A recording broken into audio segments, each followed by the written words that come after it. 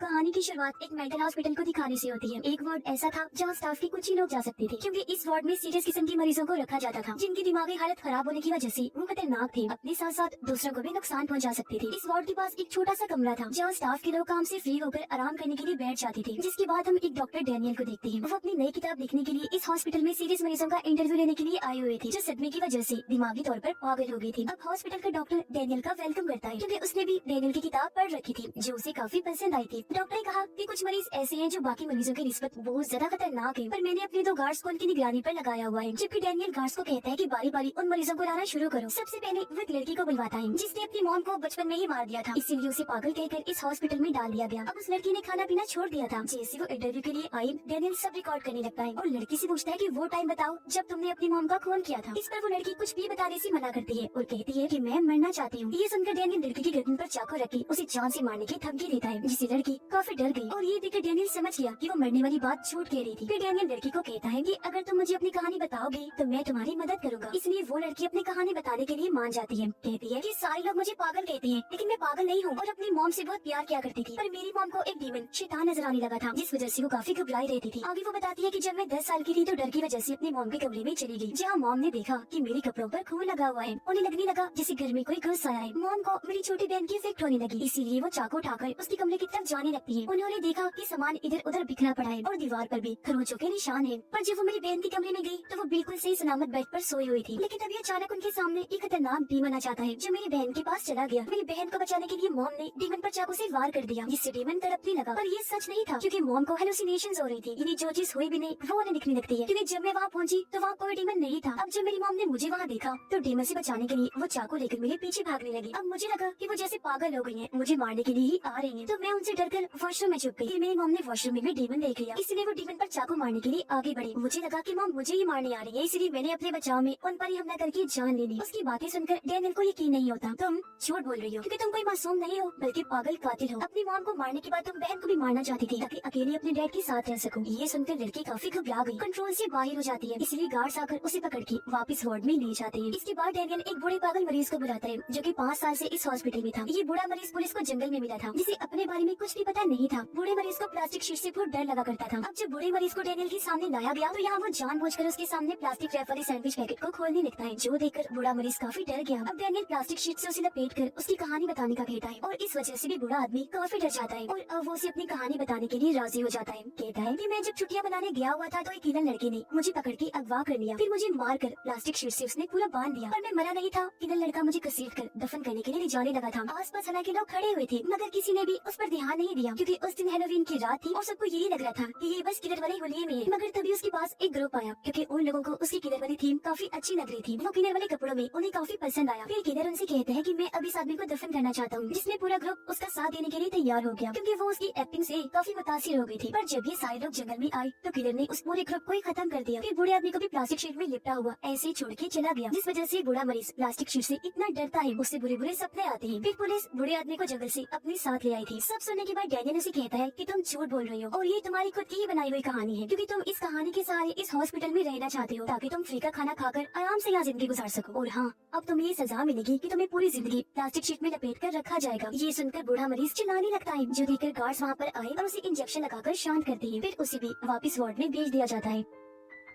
इसके बाद डैनियल अपनी तीसरी मरीज को बुलाता है, जो एक आइलैंड से आई थी और पिछले 10 साल से इस हॉस्पिटल में रह रही थी। उसने दरअसल अपने मंगेतर की दोस्त का खून कर दिया था, मगर जब उसके वकील ने ये साबित किया कि उसे दिमागी बीमारी है तो उसे इस मेंटल हॉस्पिटल में डाल दिया गया। और यहाँ वो लड़की कहती है कि मैंने किसी का खून नहीं किया, बल्कि हम लोगों पर ज़ॉम्बीज़ ने हमला कर दिया था और ज़ॉम्बीज़ के बुरे बुरे सपने भी मुझे आते हैं। तो अब यह डैनियल के कहने पर वो भी अपनी कहानी बताने लगती है। कहती है कि मेरा मंगेतर एक ऐसी जगह पर रहा करता था जहाँ आस-पास ज़ॉम्बीज़ रहती थी। मेरा मंगेतर मुझसे बहुत प्यार किया करता था, मुझे याद करता था, मगर एक दिन उसे एक लड़की दिखी जो ज़ॉम्बी से बचकर भाग रही थी। मेरा मंगेतर उसे घर के अंदर ले आया, मगर उसने अपने घर में भी एक ज़ॉम्बी को बांधा हुआ था, जिसके सामने ही मंगेतर ने कुछ दिन के बाद उस लड़की को फेंक दिया और इस तरह उसकी मौत हो गई थी। ये सुनकर डैनियल कहता है कि झूठ बोल रही हो तुम। दरअसल तुम्हें पता चल गया था कि उस लड़की की तुम्हारे मंगेतर के साथ दोस्ती हो गई है, इसलिए तुमने खुद ही उसे मार दिया, जिसके बाद ये सारी ज़ॉम्बी वाली कहानी बना दी। तुमने अपनी ज़ॉम्बी वाली बात को सच साबित करने के लिए उस लड़की का सर भी काटा था, है ना। ये सुनकर लड़की को बहुत गुस्सा आया और वो डैनियल पर चिल्लाने लगती है। वो उस पर हमला करने ही वाली थी कि तभी गार्ड्स ने उसे पकड़ लिया। लड़की डैनियल को काफी बुरा भला कहती है, तब गार्ड्स उसे वहाँ से ले जाते हैं। अगली बारी न्यूजीलैंड की रहने वाली एक लड़की की थी जो 15 साल की उम्र से इस हॉस्पिटल में थी। वो काफी उल्टी सीधी हरकतें किया करती थी, जो देखकर उसकी मॉम डैड काफी तंग आ गई। हालांकि उसका इलाज भी करवाया गया लेकिन वो ठीक नहीं हुई, तो मजबूरन उसके मॉम डैड ने उसे इस मेंटल हॉस्पिटल में दाखिल करवा दिया। इस लड़की पर भी ये इल्जाम था कि उसने अपने दोस्त का खून किया है, पर ये लड़की कहती है कि मैंने उसे नहीं मारा बल्कि उसने खुद अपनी जान ली। मैंने तो बस उसे दफनाया था, इसलिए सारे इल्जाम मुझ पर आ गया। जब मैं 12 साल की थी तो मेरी दोस्त अचानक गायब हो गई थी। इस वजह से उसके मॉम डैड काफी परेशान हो गए। एक दिन जब मैं अपने मॉम डैड के साथ बाहर गई तो मेरी नजर एक शॉवल बेंची पर गई जो मैंने खरीदने की जिद की,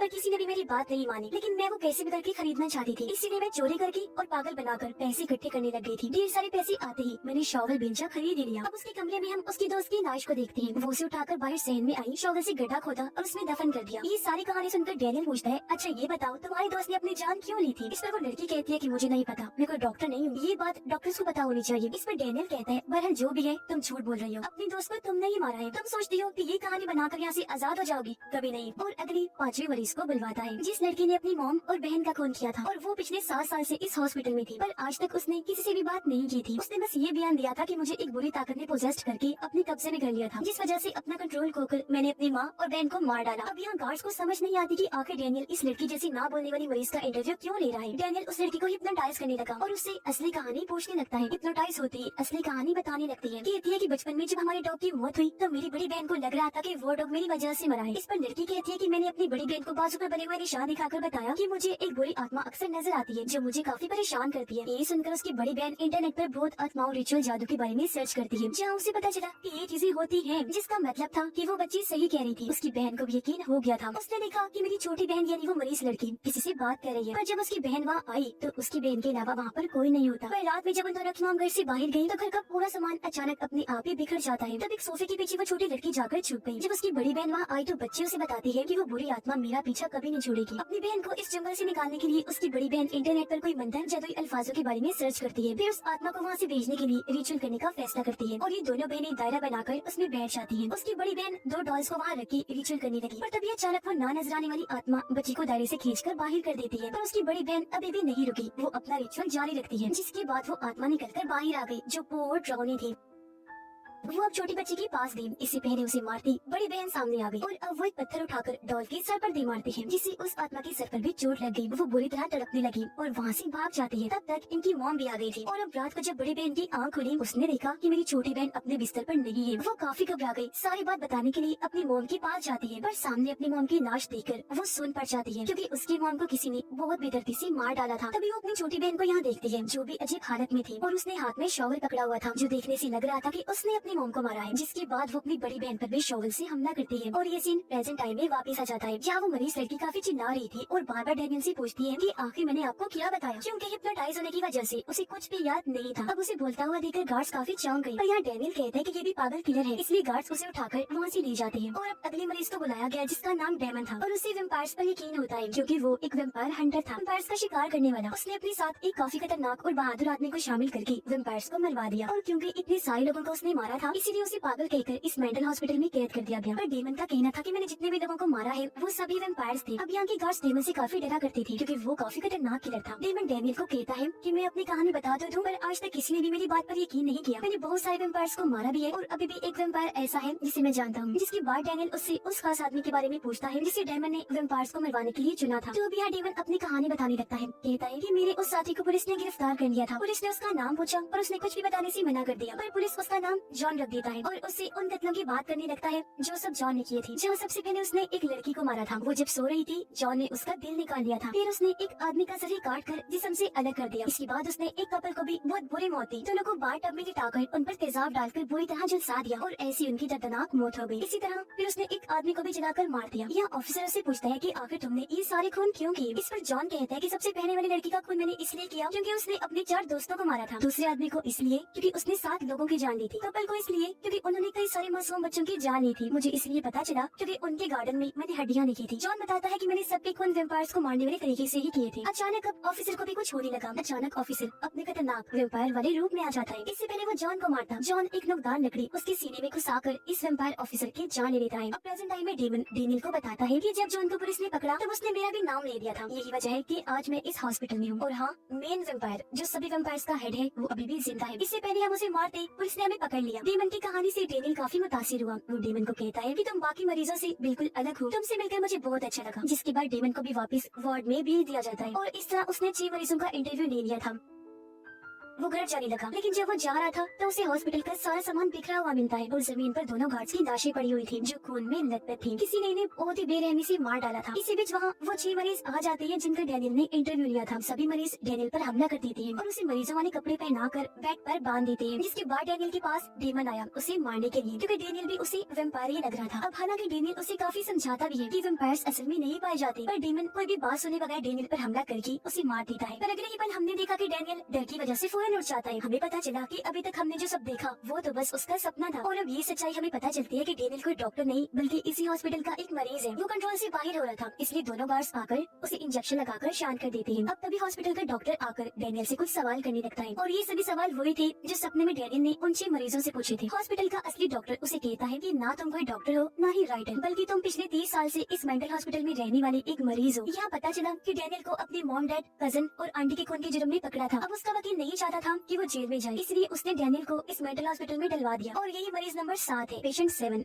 और अब बारी थी डेनियल की, पेशेंट नंबर 7 की 7वीं कहानी। अब यहाँ डेनियल को सबसे अलग रखा हुआ था क्योंकि वो गुस्से में किसी को भी नुकसान पहुंचा दिया करता था। डॉक्टर उससे कहता है कि अगर तुम मेन वार्ड में बाकियों के साथ रहना चाहते हो तो तुम्हें सब कुछ सच बताना होगा। और अब इसी के साथ हम डेनियल की कहानी देखते हैं। जब वो अपने मॉम के साथ था, इन्हें कुछ दूरी पर एक गाड़ी दिखी। ये जब पास गई तो वहाँ कपल की लाशें पड़ी हुई थी। चेक करने पर इन्हें गाड़ी से खाने पीने का सामान मिला। डेनियल की मॉम को लाशों के पास से एक गन मिली जिसे ये लोग अपने पास रख लेते हैं। डेनियल की मॉम उसे शोर करने से मना करती है क्योंकि ये लोग ज़ॉम्बीज़ की वजह से यहाँ फंसे हुए थे और अगर शोर हुआ तो ज़ॉम्बीज़ यहाँ आ सकते हैं। इसी बीच एक ज़ॉम्बी यहाँ आकर डेनियल की मॉम पर हमला कर देता है। ज़ॉम्बी से बचने के लिए मॉम गन लेकर उसे शूट कर देती है, पर मॉम को भी ज़ॉम्बी ने काट लिया था जिससे वो भी अब ज़ॉम्बी बन जाएंगे। इसलिए वो डेनियल को गन देते हुए कहती है कि मुझे मार डालो। तब ना चाहते हुए भी वो अपनी मॉम को शूट करके मार देता है। हॉस्पिटल में बार बार डेनियल यही कह रहा था कि मैं अपनी मॉम को मारना नहीं चाहता था, वो मैंने जानबूझ के नहीं किया, ये बताते हुए वो रो भी रहा था। कहानी सुनकर डॉक्टर डेनियल को कहता है कि तुम हमेशा की तरह इस बार भी अपनी झूठी कहानी सुना रहे हो। डॉक्टर उसे कहता है कि तुम यहाँ पर इसलिए आए हो ताकि मौत की सजा से बच जाओ। जो कहकर डॉक्टर यहाँ से जाने लगा, पर डेनियल जिसकी हालत खराब हो गई थी उसे तेज गुस्सा आने लगता है जो वो पीछे से पकड़कर डॉक्टर का गला दबाने लगता है जिससे डॉक्टर की वहीं पर मौत हो जाती है। डेनियल डॉक्टर के पास से चाबियां लेकर खुद को आजाद कर लेता है और बाहर आकर डॉक्टर का चश्मा खुद पहन लेता है। फिर वो खुद को डॉक्टर समझकर मरीजों को चेक करने के लिए निकल जाता है और इसी भयानक एंडिंग के साथ ही इस फिल्म की कहानी भी यहीं पर खत्म हो जाती है।